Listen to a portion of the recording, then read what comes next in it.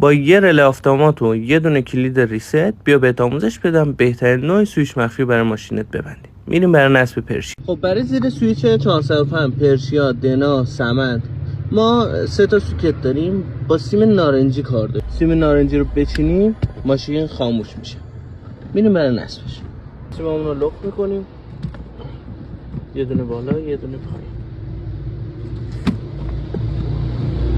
پایه 30 و 85 رو به هم میبندیم سمت سیم کشی به سمت پایین. خب پایه 87 خالیمونو به سمت بالا میبندیم. سیممون رو قشنگ گره میزنیم. اینجوری گره میزنیم، بعدش به هم میتابونیم که دیگه در نیاد. حالا کلیدمون 2 تا سیم داره. یه سیمش رو میزنیم به سیم پایه 87 خالی همون سمت بالا.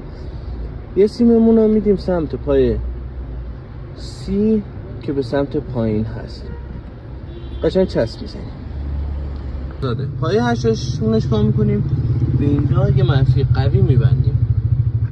سیمو که بستیم حالا تستش میکنیم. کارکردش رو ببین. ماشین استارت میخوره روشن نمیشه.